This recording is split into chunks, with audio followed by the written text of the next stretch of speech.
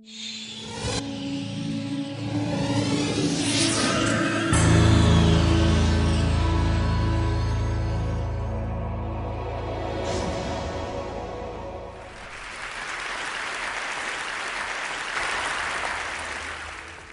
afternoon.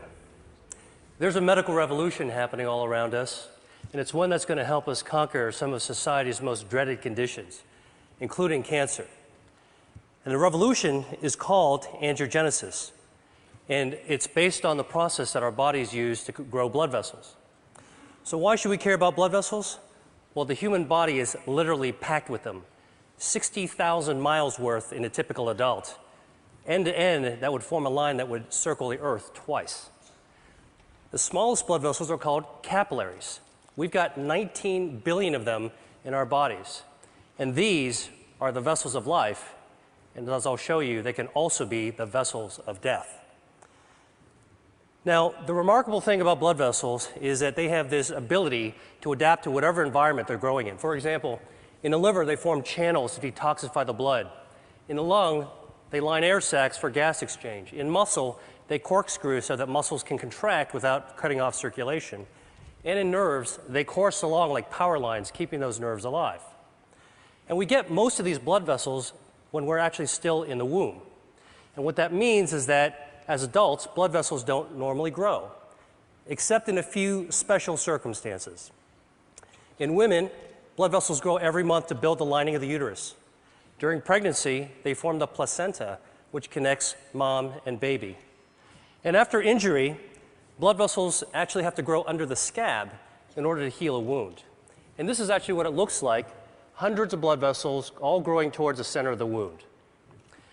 So the body has the ability to regulate the amount of blood vessels that are present at any given time. And it does this through an elaborate and elegant system of checks and balances, stimulators and inhibitors of angiogenesis, such that when we need a brief burst of blood vessels, the body can do this by releasing stimulators, proteins called angiogenic factors, that act as natural fertilizer and stimulate new blood vessels to sprout. And when those excess vessels are no longer needed, the body prunes them back to baseline using naturally occurring inhibitors of angiogenesis. Now, there are other situations where we start beneath the baseline and we need to grow more blood vessels just to get back to normal levels, for example, after an injury. And the body can do that too, but only to that normal level, that set point.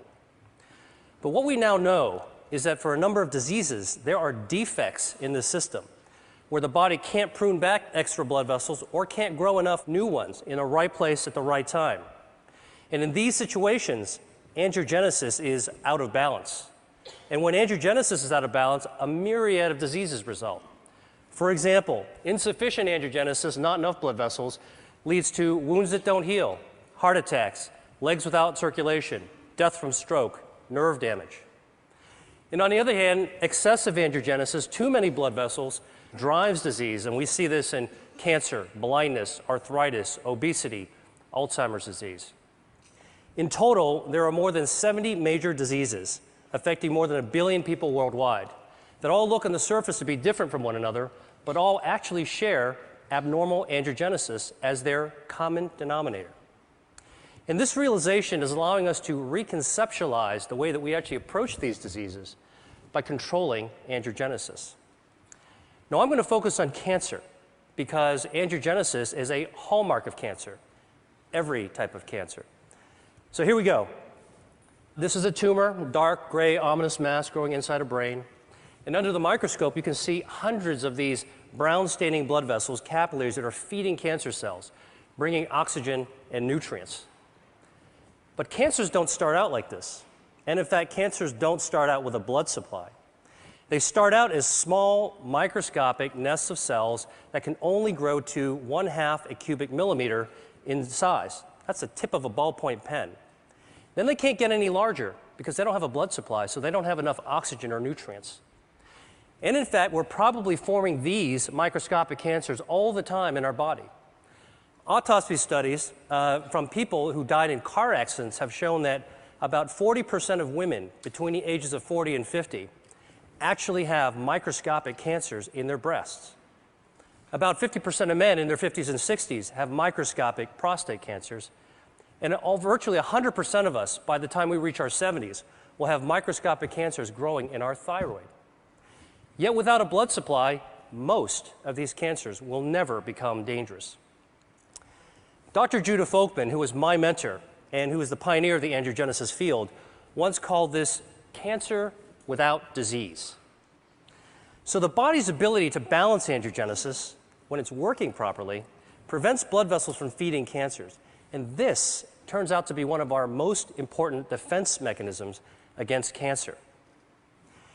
In fact, if you actually block angiogenesis and prevent blood vessels from ever reaching cancer cells, tumors simply can't grow up. But once angiogenesis occurs, cancers can grow exponentially. And this is actually how a cancer goes from being harmless to deadly. Cancer cells mutate, and they gain the ability to release lots of those angiogenic factors, natural fertilizer, that tip the balance in favor of blood vessels invading the cancer. And once those vessels invade the cancer, it can expand, it can invade local tissues, and the same vessels that are feeding tumors allow cancer cells to exit into the circulation as metastases. And unfortunately, this late stage of cancer is the one at which it's most likely to be diagnosed, when angiogenesis is already turned on and cancer cells are growing like wild. So, if angiogenesis is a tipping point between a harmless cancer and a harmful one, then one major part of the angiogenesis revolution is a new approach to treating cancer by cutting off the blood supply. We call this anti-angiogenic therapy, and it's completely different from chemotherapy because it selectively aims at the blood vessels that are feeding the cancers. And we can do this because tumor blood vessels are unlike normal healthy vessels we see in other places of the body. They're abnormal, they're very poorly constructed, and because of that, they're highly vulnerable to treatments that target them. And in fact, when we give cancer patients anti-angiogenic therapy, here, an experimental drug for a glioma, which is a type of a brain tumor, you can see that there are dramatic changes that occur when the tumor is being starved. Here's a woman with a breast cancer being treated with the anti-angiogenic drug called Avastin, which is FDA approved, and you can see that the halo of blood flow disappears after treatment. Now, I've just shown you two very different types of cancer that both responded to anti-angiogenic therapy. So a few years ago, I asked myself, can we take this one step further and treat other cancers, even in other species? So here is a 9-year-old boxer named Milo who had a very aggressive tumor called a malignant neurofibroma growing on his shoulder. It invaded to his lungs. His veterinarian only gave him 3 months to live. So we created a cocktail of anti-angiogenic drugs that could be mixed into his dog food, as well as an anti-angiogenic cream that could be applied on the surface of the tumor. And within a few weeks of treatment, we were able to slow down that cancer's growth such that we were ultimately able to extend Milo's survival to 6 times what the veterinarian had initially predicted, all with a very good quality of life. And we've subsequently treated more than 600 dogs. We have about a 60% response rate and improved survival for these pets that were about to be euthanized. So let me show you a couple of even more interesting examples.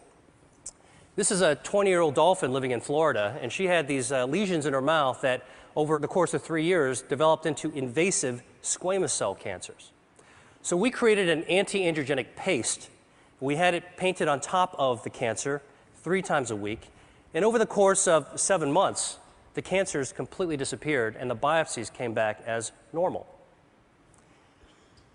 Here's a cancer growing on the lip of a quarter horse named Guinness. It's a very, very deadly type of cancer called an angiosarcoma, had already spread to his lymph nodes. So we used the anti-angiogenic skin cream for the lip and the oral cocktail so we could treat from the inside as well as the outside. And over the course of 6 months, he experienced a complete remission. And here he is 6 years later, Guinness, with his very happy owner. Now, obviously, anti-angiogenic therapy could be used for a wide range of cancers. And in fact, the first pioneering treatments for people as well as dogs are already becoming available. There's 12 different drugs, 11 different cancer types, but the real question is, how well do these work in practice? So here is actually the patient survival data from 8 different types of cancer. And the bars represent survival time taken from the era in which there was only chemotherapy or surgery or radiation available. But starting in 2004, when anti-angiogenic therapies first became available, you can see that there has been a 70 to 100% improvement in survival for people with kidney cancer, multiple myeloma, colorectal cancer, and gastrointestinal stromal tumors. That's impressive. But for other tumors and cancer types, the improvements have only been modest. So I started asking myself, why haven't we been able to do better? And the answer to me is obvious. We're treating cancer too late in the game, when it's already established and oftentimes it's already spread or metastasized. And as a doctor, I know that once a disease progresses to an advanced stage, achieving a cure can be difficult, if not impossible. So I went back to the biology of angiogenesis and started thinking, could the answer to cancer be preventing angiogenesis, beating cancer at its own game, so that cancers could never become dangerous? This could help healthy people as well as people who have already beaten cancer once or twice and want to find a way to keep it from coming back. So to look for a way to prevent angiogenesis in cancer, I went back to look at cancer's causes. And what really intrigued me was when I saw that diet accounts for 30 to 35% of environmentally caused cancers. Now, the obvious thing is to think about what we could remove from our diet, what to strip out, take away. But I actually took a completely opposite approach and began asking, what could we be adding to our diet that's naturally anti-angiogenic, that could boost the body's defense system and beat back those blood vessels that are feeding cancers? In other words, can we eat to starve cancer? Well, the answer is yes, and I'm going to show you how.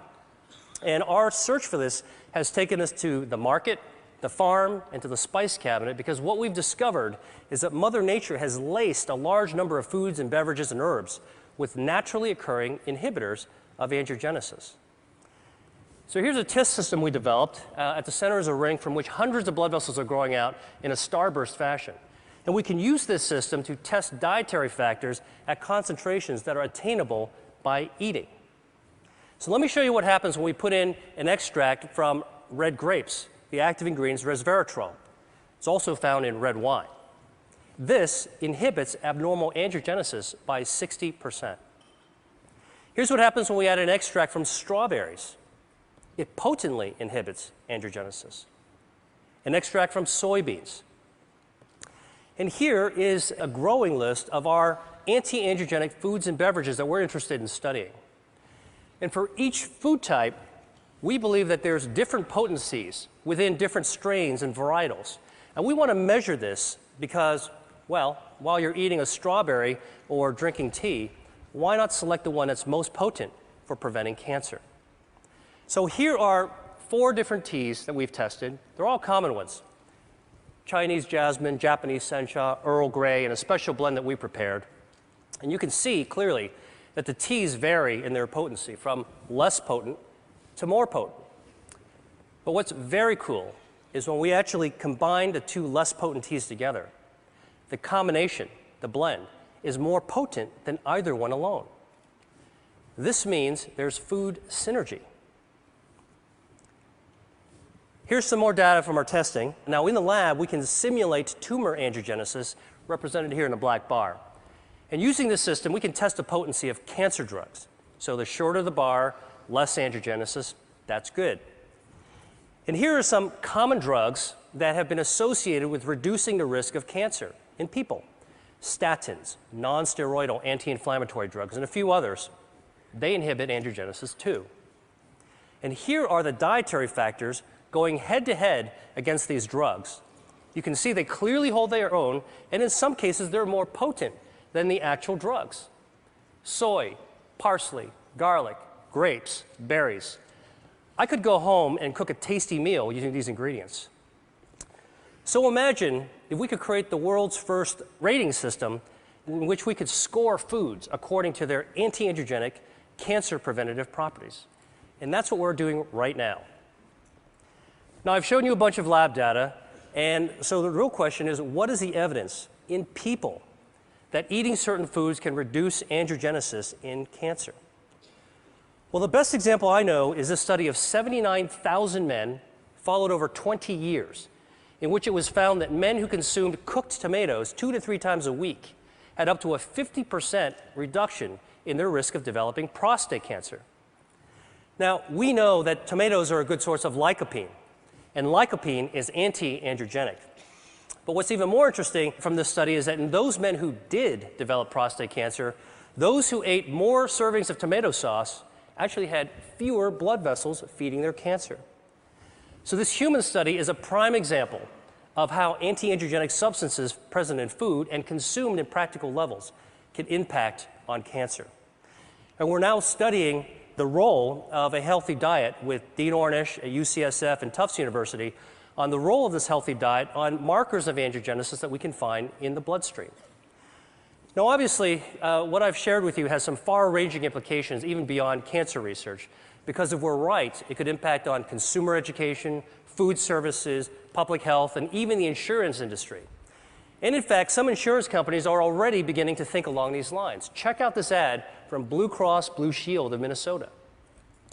And for many people around the world, dietary cancer prevention may be the only practical solution, because not everybody can afford expensive end-stage cancer treatments, but everybody could benefit from a healthy diet based on local, sustainable, anti-angiogenic crops.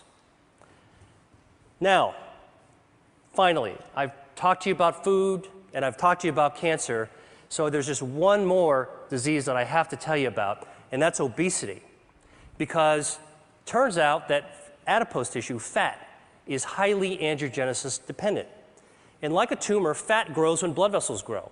So the question is, can we shrink fat by cutting off its blood supply? So the top curve shows the body weight of a genetically obese mouse that eats nonstop until it turns fat like this furry tennis ball. And the bottom curve is the weight of a normal mouse. If you take the obese mouse and give it an angiogenesis inhibitor, it loses weight. Stop the treatment, gains the weight back. Restart the treatment, loses the weight again. Stop the treatment, gains the weight back. And in fact, you can cycle the weight up and down simply by inhibiting angiogenesis. So this approach that we're taking for cancer prevention may also have an application for obesity. The really, truly interesting thing about this is that we can't take these obese mice and make them lose more weight than what the normal mouse's weight is supposed to be. In other words, we can't create supermodel mice. And this speaks to the role of angiogenesis in regulating healthy set points. Albert Szent-Györgyi once said that discovery consists of seeing what everybody has seen and thinking what nobody has thought. I hope I've convinced you that for diseases like cancer, obesity, and other conditions, that there may be a great power in attacking their common denominator, angiogenesis. And that's what I think the world needs now. Thank you.